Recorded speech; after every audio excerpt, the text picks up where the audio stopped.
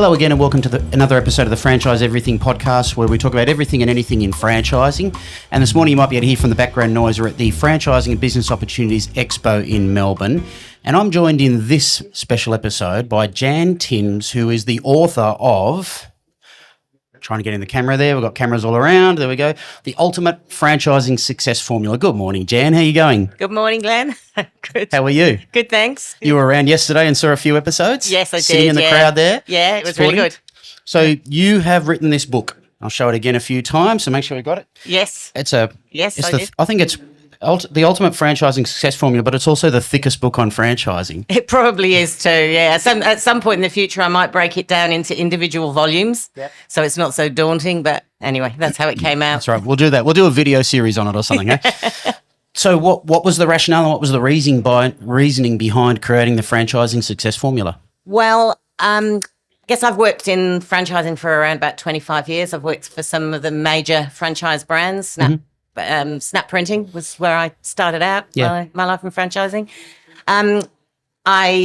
Then opened up Get Smart Services back in 2011, and I've worked with a lot of different franchising clients. And we noticed that there's some common issues that sort of seem to be fairly widespread. Kept popping up all the time. I'm an active member of the FCA. You talk to franchisors all the time. Why is it so difficult to get our franchisee partners to participate and engage and, more importantly, take action on these great initiatives that we keep launching? And so you sense that as a franchisor, you were seeing it, and there was just the traction and the engagement. There was wasn't there. Frustration. Yep. It was just frustration, and I decided to do a PhD research study. That's a big call to jump from franchise land into academia. What was that? I did it part-time. I didn't do it full-time. But, so I started that in 2013, and it was basically looking into franchising success factors. So what is it that makes the successful brands more successful than the, let's say, ordinary, the ordinary performers or the lower performers? So essentially looking for that best practice. Yeah. Sort of focusing on that. So that was exactly it. What emerged from that was a best practice model in franchising.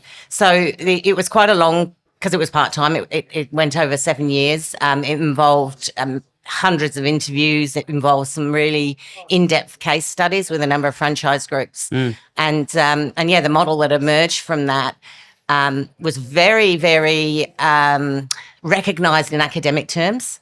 In fact, I kept getting invited to go and present at the International Society of conferences and things, which was all expense paid trips to Ecuador. Did you take it up? Absolutely. What was that like? What were those like? Vienna, we went to Ecuador and Atlanta, Georgia. So and regularly cited in academic journals and things. And I just thought, this is ridiculous. But at that time, you didn't have a book. It wasn't a book. No, it was a thesis. Well, it was a series of published journal articles, which then came together as a thesis at the end when I graduated.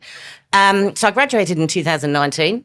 No graduation ceremony because of COVID, thank you. Oh, that's right. 7 years of doing all that hard labour. Don't they backdate it and do it? They sent it in the mail. Oh, nice. Congratulations anyway. Well, congratulations from us. So anyway, I decided that it was just too good a message to leave in academic land hidden. So I decided to write it as a book. And so that was...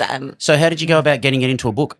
So I suppose this podcast isn't too much about that, but I'm interested in that story, and maybe other people who have done work similar. How did you take the step from getting in a thesis, a massive thesis, and everyone judging it and getting cited there, and then getting into a published format? I don't know, really. I just started writing. I don't know. But the writing is probably the easy part. For most people who are able to write, that's the easy part. And I've written books and stuff like that.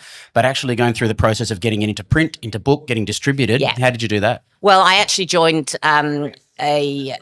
a course on self-publishing, which was an online course, and I had a coach, and they basically went through the mechanisms of, because I was really surprised when I finished the book, that was probably only about 3/4 of the job done. Yeah. It then needed to be edited, it needed to be formatted, the proofreading, the editing, the formatting and everything else. Probably took another 6 months or more to get it to the point of it being published. Yeah. So what was the transition of... Did you have to morph it much from your PhD format into a usable format now? So how have you turned it into a practical, usable format? Because I suppose one criticism of academia is that it's very academic. Yes. Which is stating the obvious. But how did you then get it into a practical format? Well, there was a model that emerged from the research, and that is what I call the formula now. Yes. So it's basically 5 essential elements for success in franchising. What we discovered in the research is that there are some silent killers that lurk around in every franchise system. Ended up as 12 silent killers, but so and those silent killers, where your formula is the antidote to those. Is the sort of the antidote, yeah. So the real difference between the most successful franchise brands and those in the lower performing range was their ability to identify and control and prevent, to a certain extent, those silent killers from holding back success and causing harm. So what was it that they did that was different that enabled them to do that? And that was the model that emerged. So the formula is based on that same model, and it's the 5 essential elements for success. And that first essential element is number 1, because we've talked about this, yes, is getting the right people. So getting the right team. Absolutely. Can you go into a bit of detail? So we've got 5 elements to success, and that's what the book is all around. So what's that first one, getting the right people about? You've got to have the right people. I mean, often people say, look, our most valuable asset is our people. Everyone says that. It's not. It's the right people. You can have a whole semantics, system. but very true, isn't it? Yeah, you can have a whole system of, wrong people that, and it's not kind of working, or people that just don't really fit. So really making sure that you've got the right people on board is absolutely critical. I don't know whether you've I'm sure you're familiar with Jim Collins, but good to great. And that was one of his key fundamental messages: is you've got to have the right people on board. Get the wrong people off the bus, he said, and get the right people on. And that is so true. And do you go through elements in that about how you identify those people and how that works, and through your experience in franchising? Yeah. So there's about 5 or 6 chapters in every element. Yep. Which is why the book's so big. So fat. That's why it's so fat. Yeah. That's why it's so fat. So, and that part could actually be a book in its own right, as I said. So there's processes there for identifying the success behaviours that your most successful franchise partners have, that maybe the lower performing range doesn't have. Classic research. Again, is the model. Yeah. So, and what are the things that are different? And those are the behaviours that we really want to look out for when we're recruiting franchisee partners. But it wasn't just franchisee partners, getting the right franchisee partners on board. You've got to have the right people in the franchisor team. You've got to have the right people employed by your franchisee partners if it's if it's that kind of model. You've got to have the right suppliers. You've actually got to have the right customers. So it's every player in that franchising relationship. So it's like a link in the chain, isn't it? So your supplier partners are critical. And you're right. I mean, I'm a supplier partner for many brands, and I have some great relationships with many brands. But there's also the odd brand that I think, wow, you don't manage that very well.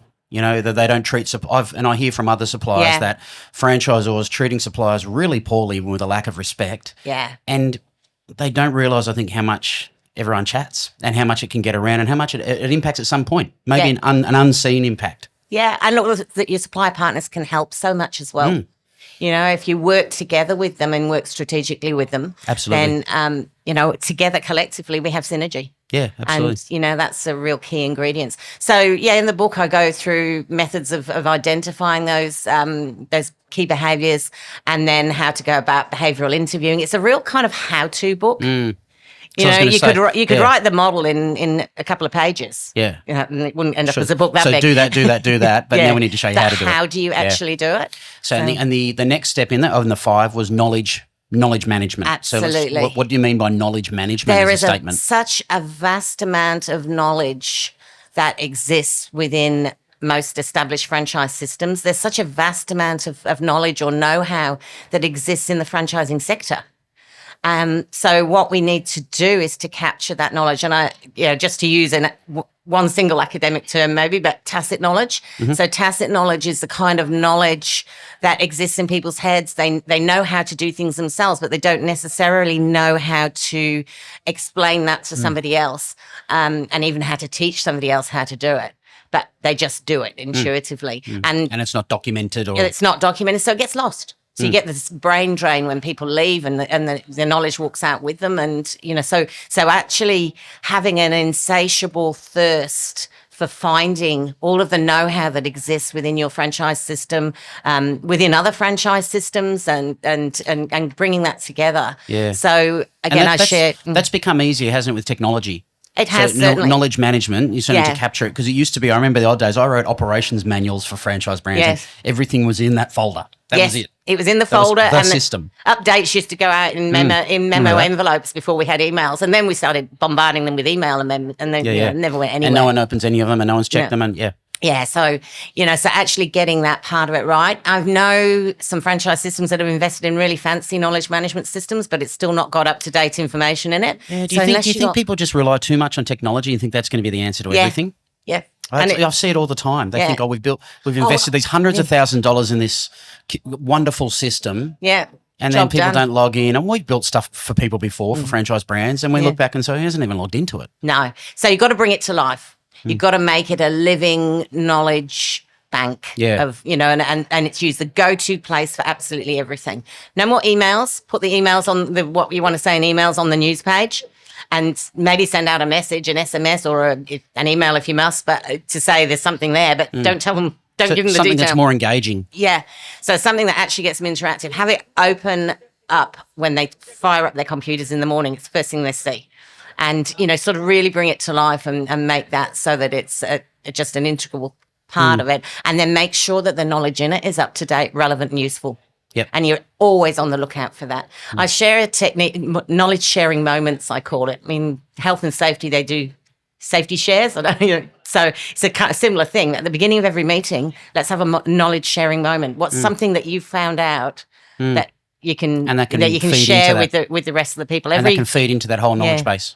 And, that's a great way of gathering and then collecting it. But you have to take responsibility for making sure that knowledge gets actually added to it. Codified and put into the knowledge management system. And then it works. Then it moves. So the next one of the third of the 5 part of the systems was culture communication systems. Yes. So that was the third step in the franchising success formula. What do you mean by that? What does it look like? Having a healthy culture. And that is, again, one of the silent killers is not understanding that that relationship, that franchisor interdependent relationship. The franchisee isn't dependent on the franchisor. The franchisor isn't dependent on the franchisee. There's an interdependency there. Yeah. And you find somebody maybe comes from the corporate world and they step into the CEO's position and they don't really understand the nature of franchising. And they think, we're just going to tell them what to do like you do with employees and they'll do it. Well, they won't. Yeah. No, they don't. It's like I'm ex-army, so it's like an army person coming out into a normal workplace and just, why don't they do what I ask them to tell them to do? The old-fashioned command and control method of management. Yeah. So you've actually got to get the culture so that it works in an interdependent relationship. Yep. You need collaborative communication. It's you need to be structured in an organic way. It's sort of moving away from that hierarchy. This seems like the hardest one to achieve in many ways to me, because I haven't come across a franchise brand yet that says they don't have a great culture. Everyone tells me they've got an awesome culture. And so how do you do that? Like what are some of the how-tos of building great culture? Deliberately building trust credits. Talk about credits and debits. I think that one came from the 7 Habits, but that it's like a trust bank account. So actively going around about building trust credits so that you become trustworthy. That's a really you're worthy of their trust. Do what you say. Yeah, do what you say, or being open and having that collaborative communication. So there's a whole heap of stages in there.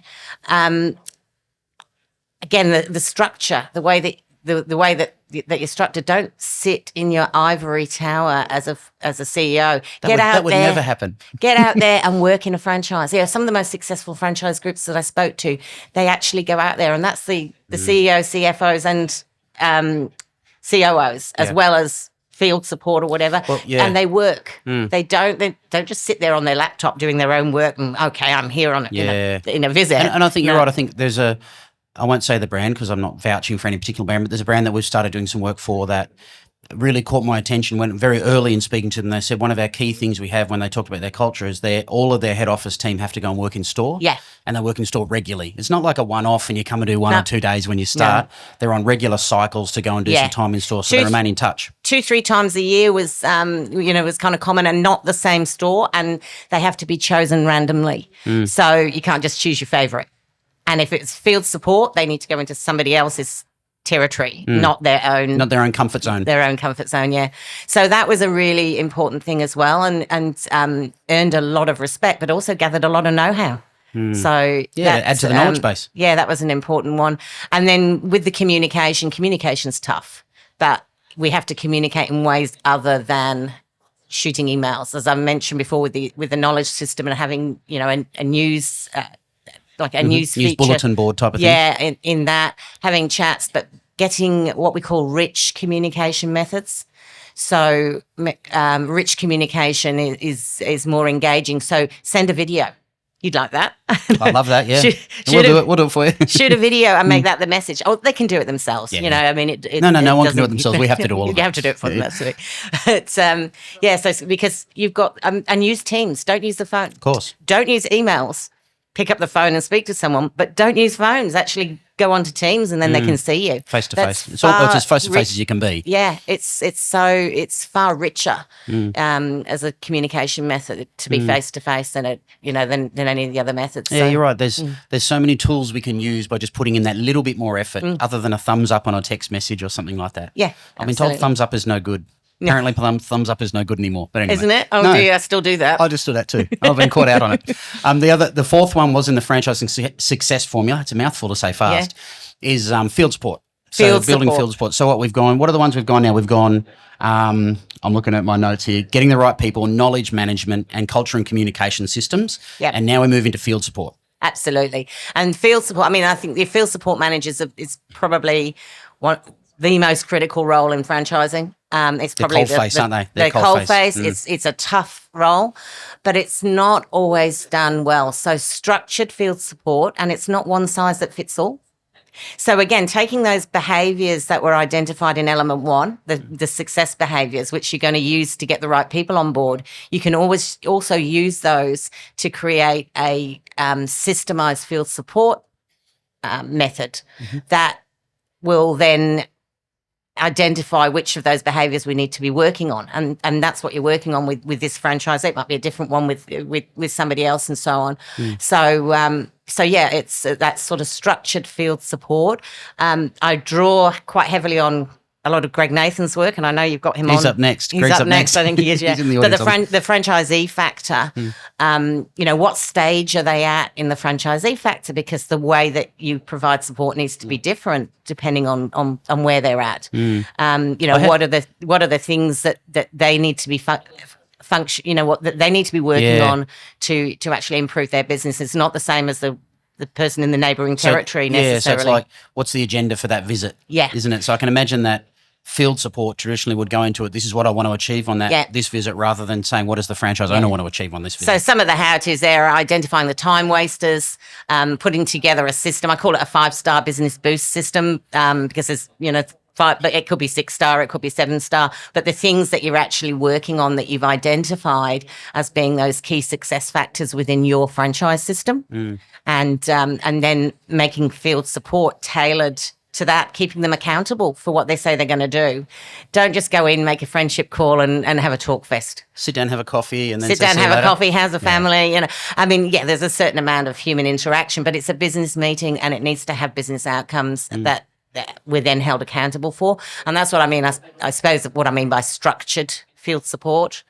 So all around the franchisee's needs. And the fifth and final one in the franchising success formula is learning and development. Absolutely. And I think that certainly builds on that previous one, because field support, we had Peter Knight in here yesterday, the franchise accountant, talking about profitability and identifying profitability, or the numbers for a franchise someone's purchasing.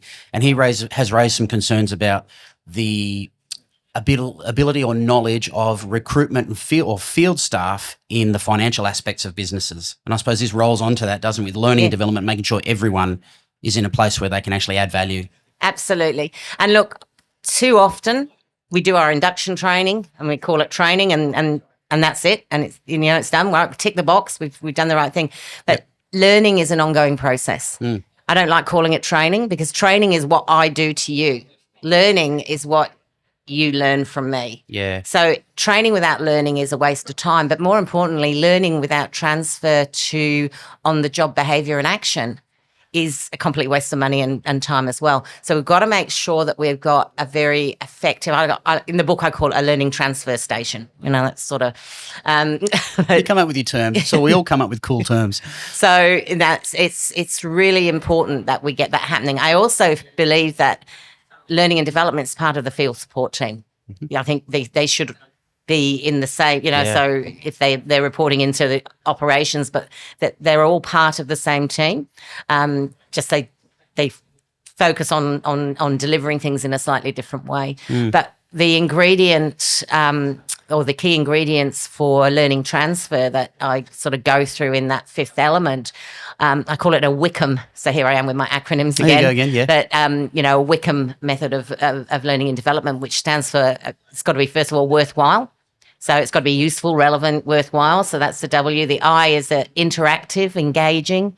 You can't just sit there and passively watch a 40-minute webinar and think and call that learning. Yep. You call it training if you want, but learning, it doesn't happen as a result of it. So you've got to make sure that what you're creating has got interaction and engagement in it. The C is for convenience. So you've got to be able to tackle it in bite-sized chunks, in an Uber on the way to a meeting, or on a train, or while you're waiting for an appointment or a meeting or something like that you can do bites of it. It's there, it's on your chunks of it, your devices. So the convenience. K is for knowledge transfer, and we talked about that. But unless knowledge is transferred to on the job behaviour, it's a waste of time. But then we have assessment. So the A is for assessment, and that by assessment, have we had lasting knowledge transfer? Are they still using the same behaviours that we checked that they were using previously, immediately afterwards, 12 months down the track?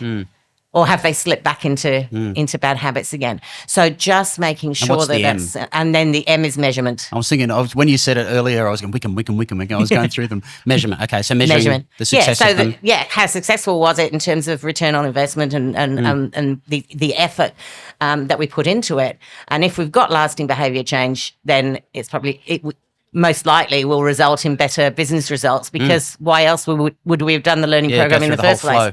We're not into teaching them to do things that aren't going to make them more successful. So in wrapping it up and summarising then, a franchisor watching this, or if a franchisee watching this, reading it, or potential looking at this, how does this book get used, or how do you advise people to use it best in their businesses and in their franchise networks? What's their approach?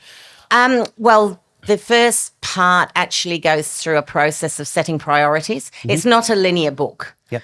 So it's not something that I would expect somebody to read from start to finish. It's something you say, well, our priority at the moment is this. This is where we've got some weaknesses that we want to make our number one priority, our number two priority, and go and focus on that. I also think it's far better if the whole franchisor team, maybe the management team, but also if it's a big franchisor group and there's teams beneath that as well, should actually be working on the elements concurrently, so that we're all kind of working on the same page. Yeah, you're all going the same direction. One of the number one key critical success factor in franchising is the franchisor's ability to develop and replicate successful franchisee partners. That's what franchising is all about. It's what drives the economic engine. Yep. Well, that should be the unifying vision of every single member of the franchisor team, and the litmus test for strategic decisions. So is this now, Brian Keane called it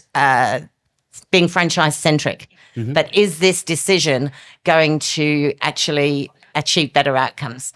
Or is it a decision that we as a franchisor have got ambitions to do, but it really isn't going to make a lot of difference. And that's what should drive the decision-making process. So, that's kind of really, really critical. So getting that message across in the first place so that everybody's focused on that, and then identifying the priorities and working on them and coming together. Ticking them off as you go. Yeah. So I have put together an e-learning and coaching program, and I do work with some franchisors to help them with that, and coach them. That we work on their own unique priorities at their own pace. Yep. And I'm just there to coach, support. Sure. Offer my words of wisdom, years of knowledge, and keeping them accountable for the actions that they say they're going to do as well, which also they say help Excellent. helps. So, that's sort of really That's the use of approach. it. And we'll put those links in the show notes and everything for this. This is the reach over and grab it up again. This is the book, The Ultimate Franchising Success Formula by Jan Timms. Asanka's there taking photos, so I'll make sure we get a photo of that. Jan, thanks so much for joining us today. Much appreciated. Thank you for inviting me. Tell us a story about your book. That's it for another episode of the Franchise Everything podcast. I hope you liked this and enjoyed it. Please share, subscribe, do all that sort of stuff in all the places where you listen and watch this sort of thing. And look around, tell everyone about it. Make sure we help people in the marketplace just create better and more profitable businesses so we can all live more fulfilling and happy lives. So we'll catch you again in the next one soon.